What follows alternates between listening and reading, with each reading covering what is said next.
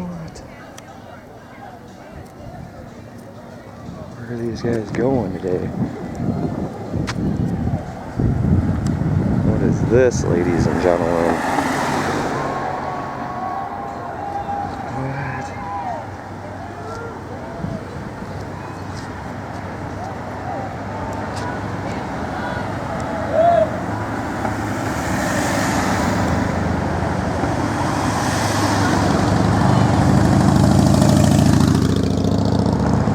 No clue what's going on, but we got to get on the other side of the street, folks. Look at all the cars.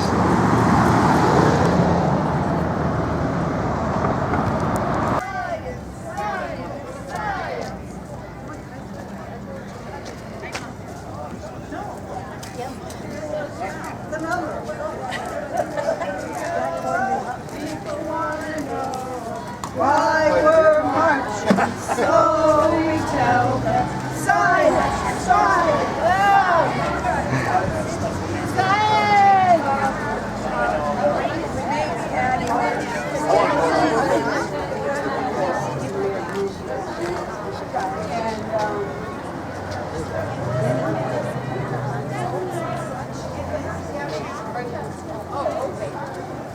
we can get our chicken down there.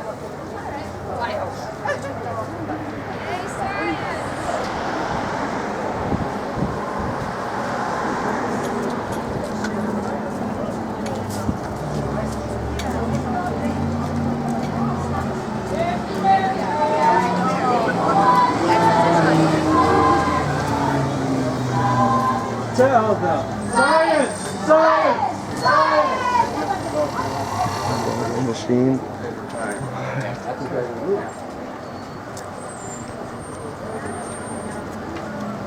Well, there's more, folks.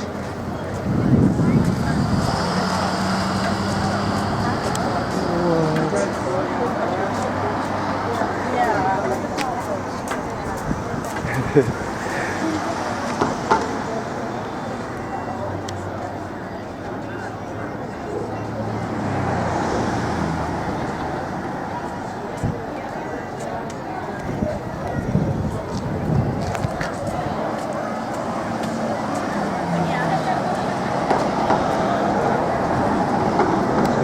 Following the crowd, guys. What? I thought they were protesting Trump at first.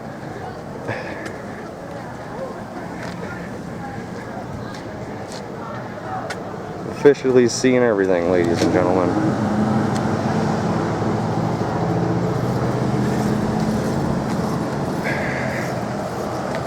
Let's go see what the science is all about. What are they doing?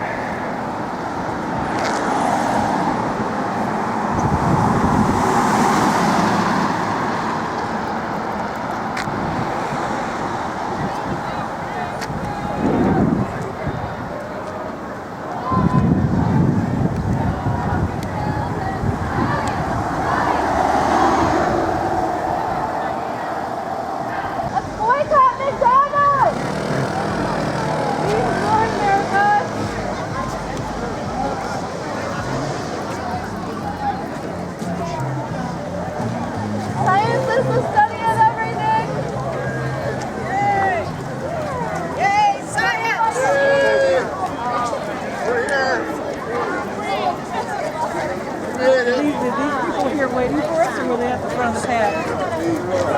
Hang out in the street so people can't get by. Then call the TV. Hey, everywhere we go! People want to know why we're marching so science, science, science, truth!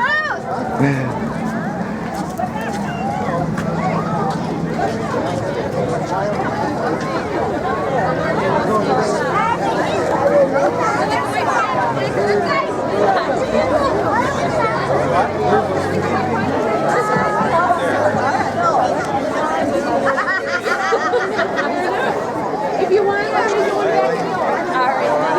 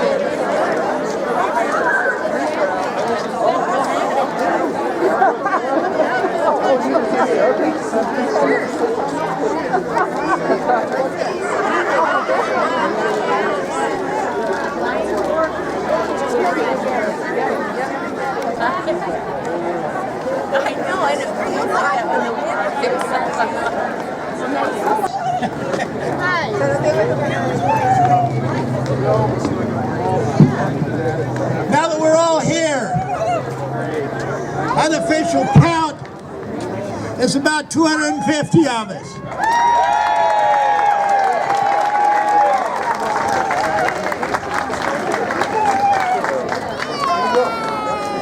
I'd like to thank you all for showing up. I'd like to thank some people that were responsible for getting this together. Judy, where are you?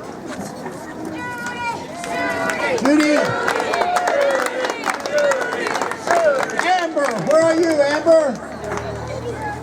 There's Amber over here. Christina? Where's Christina? Ah, right here, all right. And Christina's two daughters.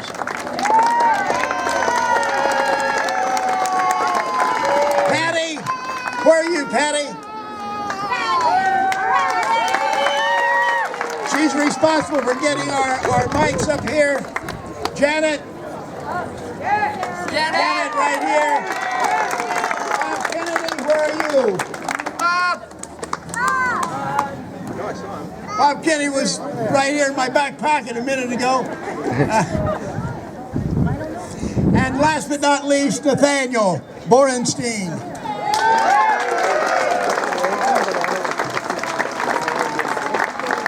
Like our chant asked, why are we marching? Science. Science. To me, it's to support scientific awareness, solid, peer-reviewed, consensus-driven science that can't be swept aside by politics. We want to express our concern and get our message out. Now to speak on matters scientific, Dr. Nathaniel Borenstein.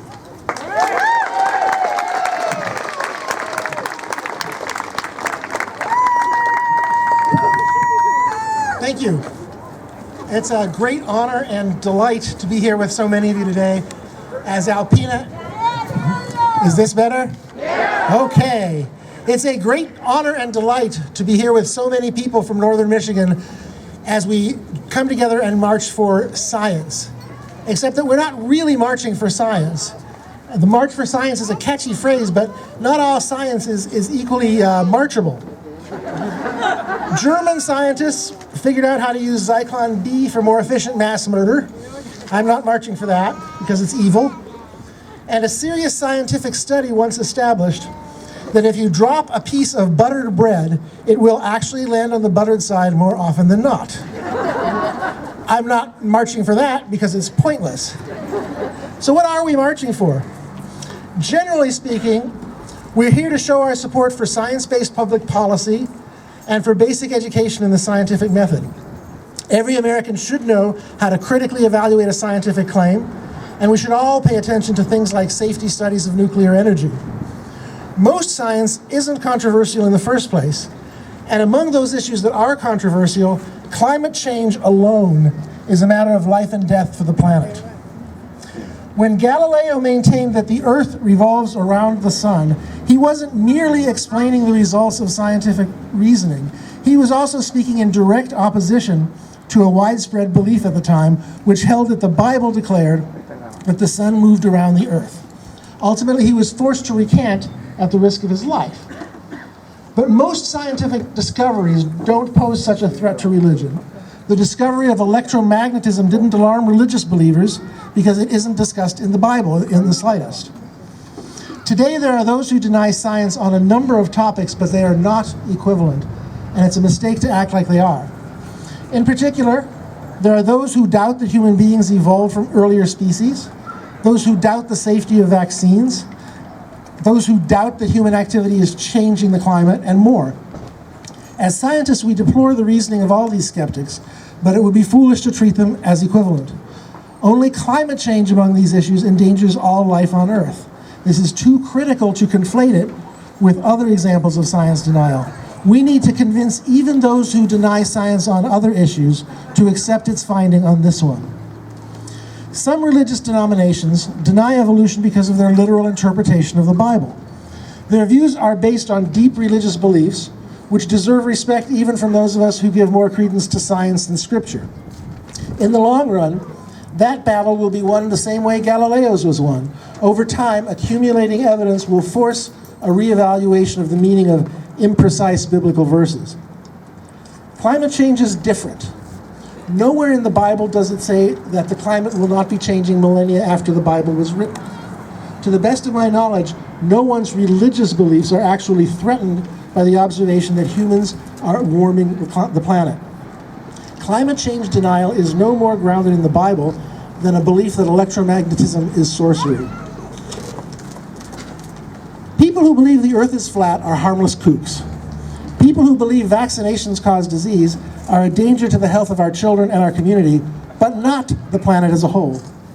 When the tobacco companies spent decades denying clear evidence of the health dangers of smoking, they endangered every smoker and those near to them, but not the entire world.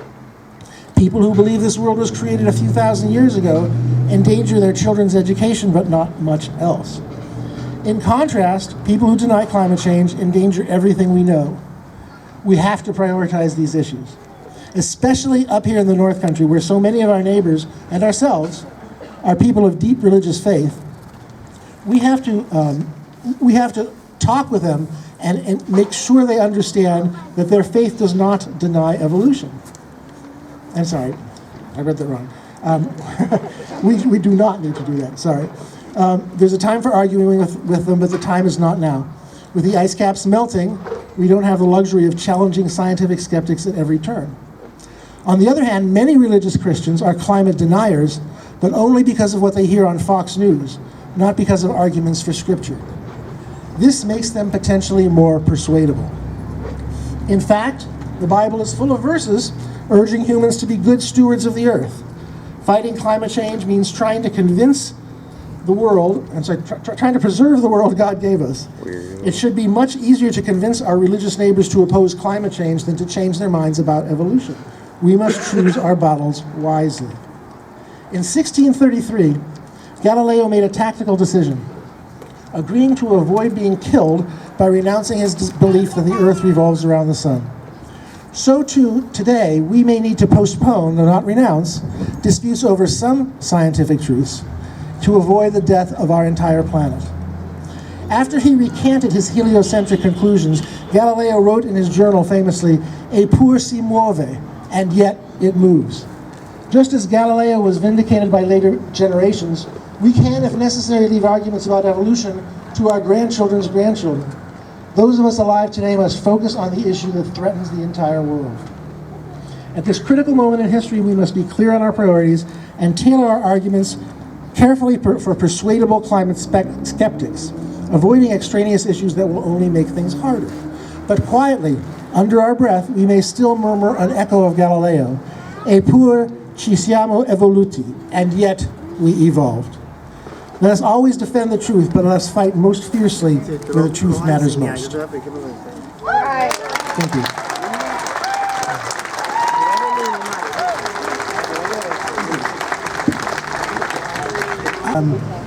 Modeled mathematically. Dr. Bora?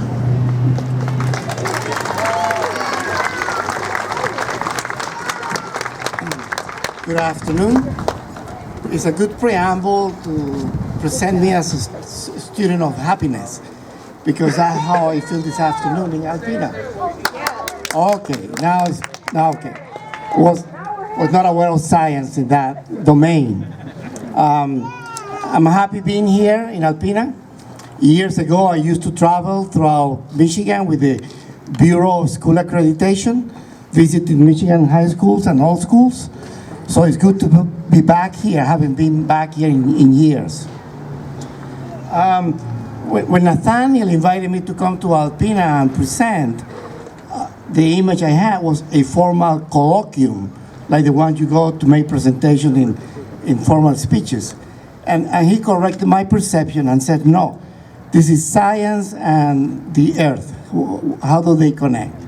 So I thought about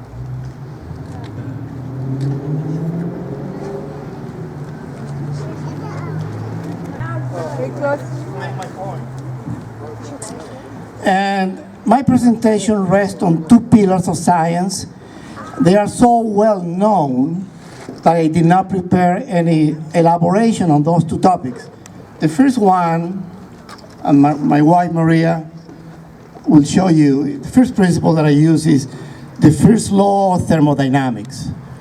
Energy cannot be created and cannot be destroyed. It is constant. It transforms from heat energy into kinetic energy and different processes. But imagine you're in a, you have a question? I'm saying yay! Yay, good. Now I know what a yay means in Alpena. If you imagine yourself in a closed room, a bathroom with a little water, no matter what you do, no matter if you put that on the stove or you try to disappear that, it won't go away. So that is like energy. You just cannot destroy that. It is constant. And the second principle is equally well known, is the equivalence of mass and energy, E equal mc squared. The E stands for energy, the M stands for mass, and they are equal by a proportionality constant, which is c squared, big number, but it is the same entity we're talking about. That has been proven time and time again in nuclear explosions, in theoretical physics. These two principles are there. If you happen to be unfamiliar with them, I'll be very surprised. You can Google them. First law of thermodynamics and the equal mc squared. Now, what happened with those? Why is this the pillar of my presentation? I have in the Henry V of William Shakespeare, he begins asking the audience to help him do the play. It's called co-creation of value. I'll be emulating Shakespeare and ask you to co-create with me. So all this is symbolic, it doesn't mean anything. But imagine, you all know, you began life as a single cell organism, as a zygote. You know, in the conception, you became a single cell. If you look at yourself today, there are trillions of cells. Somebody counted 32 trillion. I don't think it's exact count, but it's a number to give you an idea of proportion. So the reflection asks, what is the difference? Where did it come from? From a single cell to a bunch of cells. You know, how did it happen? The accretion process of life. And we all know it's a process, I won't elaborate on that, metabolism. There are processes that allows us to absorb from the external milieu and reverse processes that allows us to discharge that which has been spent through biological processes. So when we eat,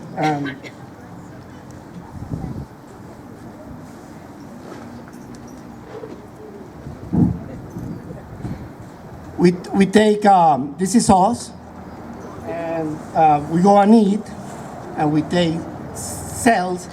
Strictly speaking, for those of you very fastidious with scientific principles, if you want, make this an atom of calcium in your bones, an atom of iron in your blood.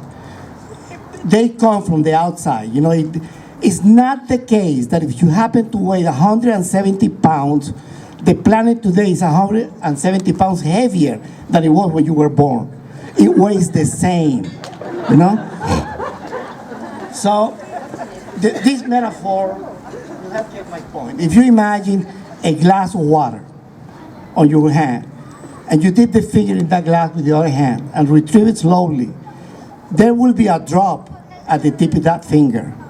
And you can raise it and lower it down, move it left and right, do small circles. It's a very insignificant life story, but it's a life story. It's a life story of a drop of water. If you bring it back to the rim of the glass and shake it, the drop will fall back there. So for an instance, the drop had an individual story and a life story. It happens to us. We are that drop of water. But there comes a time where that personal story ends. What is left is the memory. I'm not dealing with memories or spiritual matters. I'm dealing with atoms, energy, and physics here. Emerge from the totality of creation, and one time we get back to that totality. Now, the reflection point here is, what we reflect, not reflection in physics, is what does that mean for us? If we are literally this planet, in the process of us eating, we bring stuff from the outside into our body. And we do that, and by the way, it's not that we only are takers.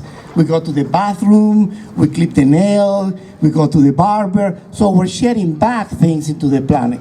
Instead of being an entity, isolated, we could see the human life as a riverbed through which the materials of this planet flow, and that is us. So there comes a time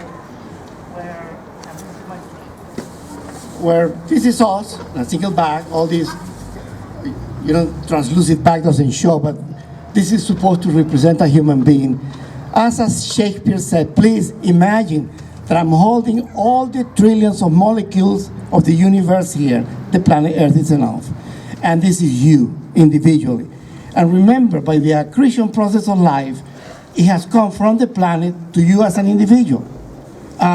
Eventually, the drop of water goes back into the glass, and this has happened with you.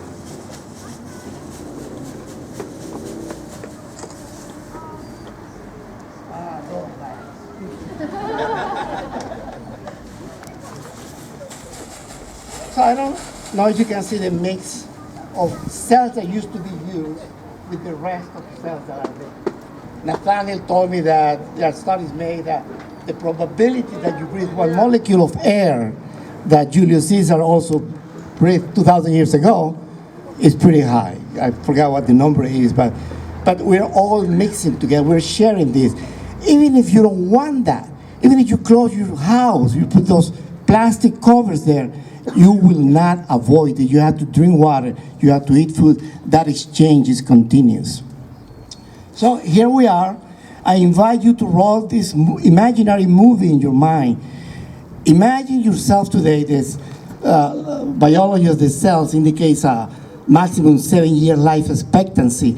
Nothing of what you touch today of you was in you 7 years ago. It's all brand new. You're being regenerated. Those of you very insistent on being born again, you are being born again every second that you breathe, every time. So if this is the composition that we have, if you imagine in the movie making of your mind, fast forward 7 years from now, this is what the universe would look like from your point of view. You are part of that. And more of that will come into you. This unity between the self and the totality of things is echoed in passages of the Bible, is in the dollar bill of the US, is in the Jamaican creed, out of one many, is in many creeds, religion, poetry, the idea that we are together with the planet is behind Buddhism, Zen Buddhism, and the totality of things. Where do we stand with the rest of the planet, given that it is me? That's it.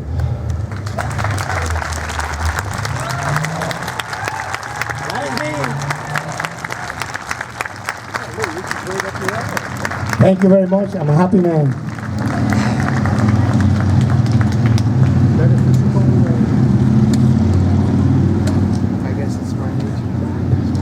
Jim Schaefer gave me 1 minute. I was thinking about this, and I want to share it with you because you're the people that maybe can think some more about it. But I thought of a sign, but it was too late to make it.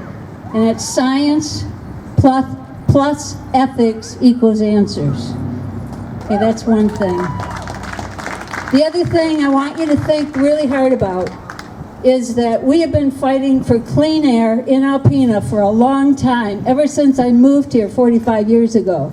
I've attended every hearing. We've made plants put all kinds of money into their pollution abatement. Now I want to ask you, are you going to go out and burn leaves? Are you going to go out and have a campfire? Because if you look at the 250 people here, how are you going to justify releasing totally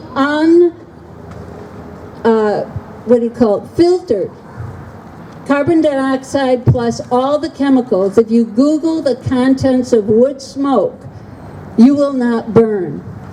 I've been fighting smoke. I'm allergic to smoke.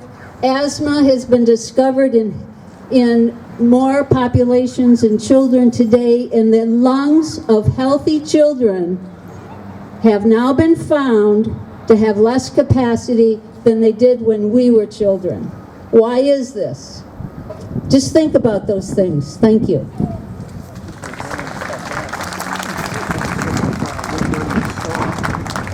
Okay, words of wisdom.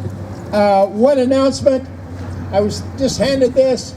On July, protect the lakes, to raise awareness of the need to protect our lakes at local, state, and federal levels. It will take place at Starlight Beach at on July 3rd, 10 a.m.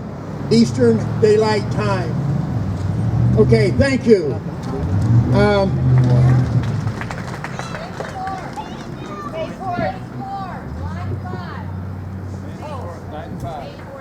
Oh yes. What time is that, Janet? 6:30 p.m. at the library. Ed Tim will be speaking on the Line 5 pipeline. That's another announcement we. Yeah. Okay. I think we know a station out here with our Great Lakes Fisheries and Wildlife Station here. With our Great Lakes that need to be protected by the Great Lakes Freshwater Initiative. These are all science-backed. They're all threatened along with the National Institute of Health of all things. These are threatened by the proposed budget cuts in Washington. This is why we are marching, to show that we are aware. Thanks again, and give yourselves a big hand for caring and acting. And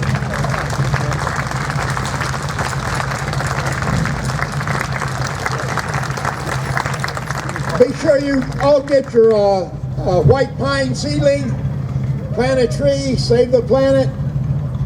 Now we're going to march down Second, the river, and back to Noah. Thank you all for coming out. Have a great afternoon.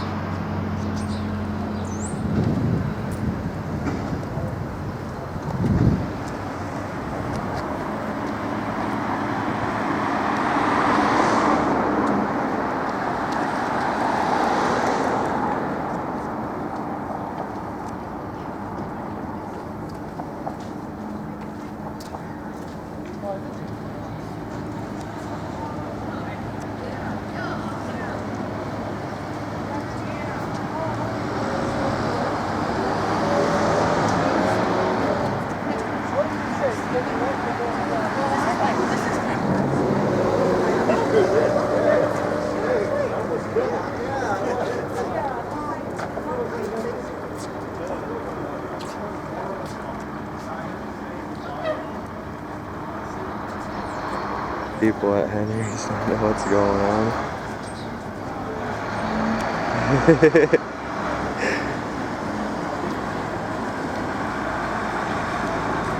Old shop owner over there.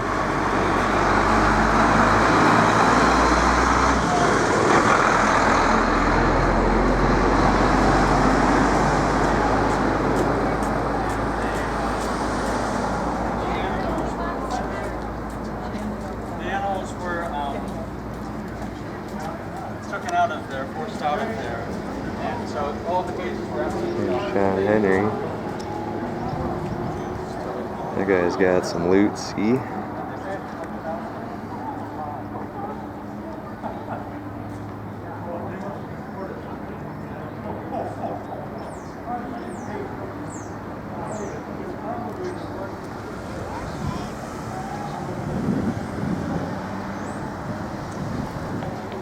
Oh, the Earth Parade, it's over, folks.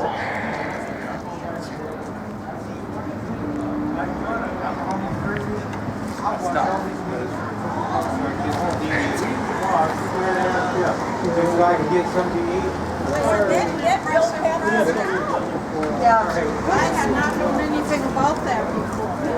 Good job, sir. It's too bad that he didn't give like a.